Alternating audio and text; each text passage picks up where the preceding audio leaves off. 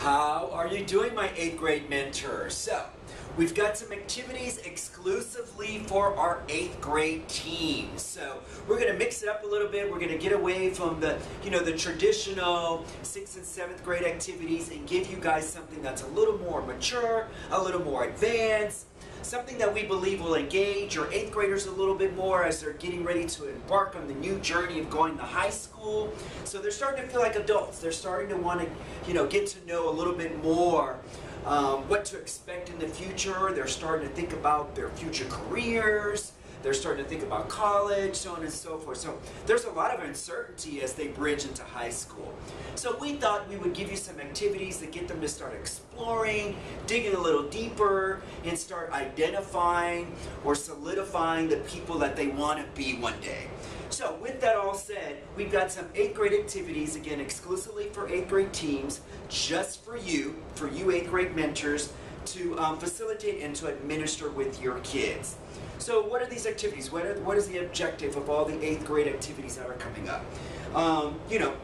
Simply is for the kids to start identifying their leadership styles and their personal strengths. So yeah, I know we talked about that with our self-esteem and some of the activities we did in our 6th and 7th grade curriculum.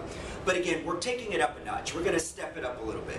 So these activities are really going to get the kids to dig a little deeper and get them to start identifying their leadership styles and their personal strengths. All right? Also, we're hoping that we can push them outside of their comfort zones or those safe zones, all those little zones that we all live in, but get them to push themselves out of their comfort zones so that they can grow and strengthen those personal leadership styles. So keep that in mind. We want to push them outside of their comfort zones so they can grow and strengthen their leadership styles. All right? So, exclusively for 8th grade, what is our question of the day? So things are going to change as far as format, same format, just different activities. So our question of the day, how will knowing what kind of leader you are help your team to work better? So again, how will knowing what kind of leader you are will help your team to work better? So you probably want to ask them, say, hey, so what kind of leader are you? What kind of leader are you? What kind of leader are you? And then ask them, do we really think those are the true leaders that we are? Do you think it'll be helpful if we could take an assessment, you're setting it up now, to find out what kind of leaders we really are, and then maybe we can pose this question again to figure out, wow, now that we know what kind of leaders we are, this is how we can function better as a team. So it's all a little bit of a setup discussion for the Energizer. All right, so that's your question of the day. How will knowing what kind of leader you are help your team to work better? All right. So what is our Energizer? It's called name tag. Name tag is pretty simple. You're going to give your kids name tags, so you'll get some name tags. You'll also give them a marker. And here's the challenge. You want to challenge them to write their name on their name tag with whatever hand they don't normally use, whatever isn't their dominant hand. So like I'm right-handed, so my thing would be to have to write with my left hand, right? So I would have to, my challenge I should say, would be to write with my left hand. So as you see here, I took a stab at it on this little board here, and I wrote my name with my left hand, and it looks pretty crazy, but I put, hi, my name is Will. Hi, my name was written with my right hand. Will was written with my left hand. But anyway, it was a challenge. So you have the kids, you pass up the name tags, you have them write with their opposite hand their name. And then afterwards, we've got some questions for you. Again, this is one of those activities where we're pushing them out of their comfort zone and we're giving them an example. Wow, look, I had to do something outside of my comfort zone. It's safe, I feel secure with the hand that I normally write with, let's say my right hand, but when I wrote with my left hand, I was a challenge. It really put me out of my comfort zone. But I was able to do it, and I took the challenge. So here's some questions. How does it feel to write with a hand you're not familiar with? All right, how does it feel to write with a hand you're not familiar with? Why wasn't it comfortable? Get the kids to tell you why wasn't it comfortable. And then lastly, what are the things that we do every day that makes us uncomfortable? Great question. What are the things that we do every day that makes us uncomfortable? Getting them to start talking about these things that make them uncomfortable, so hopefully we can get them to overcome it or tap into whatever those core strengths are so that they can be, stronger, more evolved leaders. All right, so knowing what are the things that challenge us, are difficult for us, or uncomfortable for us, so that we can, really overcome those things. things. All right? So that's your Energizer. It's called name tag. So pretty simple, pretty fun, pretty easy. Just merely by giving the kids a marker and having them write with a different hand, you can have a great discussion, all right, about uncomfortable things in lives and overcoming those things. All right, our main activity is called True Colors. I love this colors assessment. We did it here in our office. It changed the way our whole office worked. It really, really did. So it really, really works. So we have a modified version because we know you only have an hour and a half in Teamworks.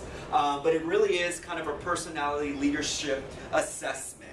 And it's called True Colors. Pretty simply, you're going to get a handout. The handout's called the True Colors Personality Questionnaire. All right, so you're going to distribute a questionnaire to all your students. It's got a bunch of adjectives, verbs, descriptive kind of words. You're going to ask your kids, going horizontally, to rank each little box there. And if this was closer, you guys would see it, but you'll understand it when you actually see it.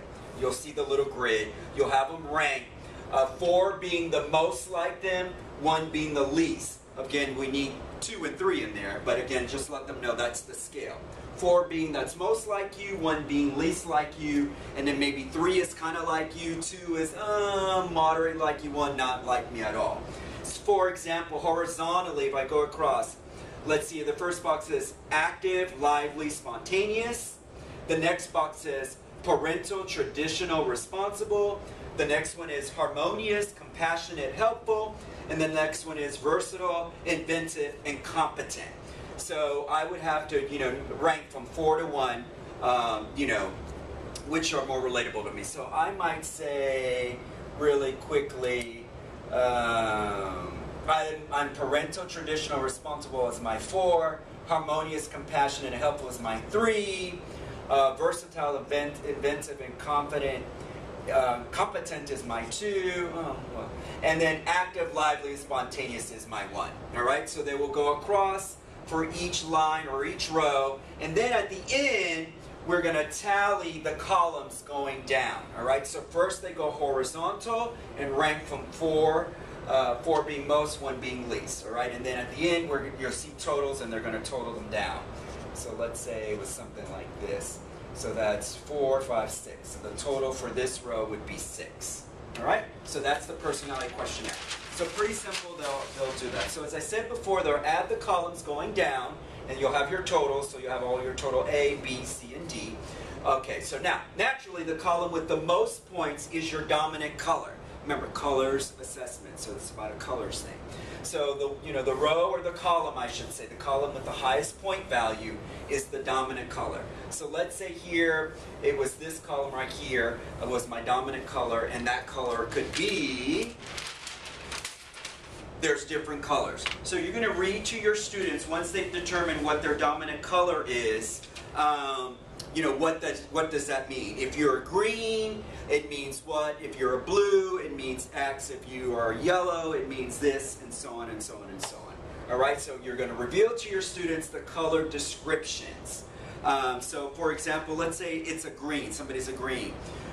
Greens are very curious, they're complex, they're abstract in their thinking, they're very independent, they're very intellectual, theoretical, and analytical, they're non-conforming by nature, etc., etc., etc. So you'll read out loud so they can get the big reveal and be like, oh wow, I'm a green, I'm a blue, I'm a yellow, and they'll get all excited about how they tested out, how they scored out on the questionnaire. Afterwards, you're going to break your students up into groups of dominant colors. So everyone who was a dominant green will be in one group. I'm going to have a little visual here for you. Alright, so you should have a team of orange, a team of gold, a team of green, and a team of blue. Those are going to be your colors, alright? So recap really quickly. Take the assessment, horizontal, 4 to 1 across. Add the columns down, get your totals. Once you get those totals, you'll reveal the dominant colors, what colors are associated with those totals and whatever boxes that they're in, and you'll understand it when you see it. And then you'll break them into teams, larger teams of dominant colors. So all the orange people, all the people who had orange as their dominant color will group up. The gold folks will group up the green, the blue, and so on. Also their name tag, just for a little fun, we're going to give you some dots. So hopefully they'll put their name tags on, and then they'll get a dot, a corresponding dot. and put it on their name tag. So I could be Will Orange, for example, and it'll say Will, written real crazy, remember, with my little orange dots. Don't forget to do that so they can identify themselves. Now, while in the groups, give them about 10 minutes to kind of brainstorm all the cool qualities. And this is the question that they should think about. What's great about being blank, whatever their color is. So let's say maybe it's what's great about being green, and they can think about it and whatever. You'll pass out to them, you know, the sheets, the little descriptor sheets, so that they can look at it and be like, oh wow, yeah, we're like this, and you'll see, they'll get a lot of brainstorming going, they'll get excited, they'll start to talk about it, and so on and so forth. Afterwards, you're going to distribute a poster board, a piece of poster board, you'll give them markers and some decorative items, and then as a group, as a team, they're going to decorate it. So let's say they're the greens, and the greens are decorated, and they'll put all the good stuff. They can use images, they can draw pictures, whatever it is, use powerful words, but whatever it is that they feel that best represents them. And then they'll get up and then they'll, you know, share with the larger group. Hey, we greens are, for example, say we're always on a quest for knowledge, and knowledge is power. We don't confirm, we originate. Endless possibilities, we love challenges. So maybe that's my green little poster for my little group. All right, so each group will get up. So at the end of the day, those are your activities. You got the name tag, crazy name tag, writing with your opposite hand. You've got the assessment, you're going to add it up, you're going to learn your color personality, break up into your leadership groups, do a poster that best describes what kind of leaders you guys are in this group, and then have a great discussion and talk about how we need all these leaders. And now that we know what our leadership types are, let's go back to our question of the day. Now that we know our leadership styles, how can we function better as a team? So let me leave you with this last little quote. It's one of my favorite quotes, and that is, the task of leadership is not to put greatness into people, but to elicit it. So again, the task of leadership is not to put greatness into people, but to elicit it. For the greatness is almost always already there. And that's what being a mentor is all about, is getting our kids to recognize that the greatness is there and getting them to really tap into this untapped potential. And we know naturally our kids are great natural born leaders, so we want them to tap into that untapped potential and be all that they can be. All right, enjoy it, my 8th grade mentors. It's Will signing out.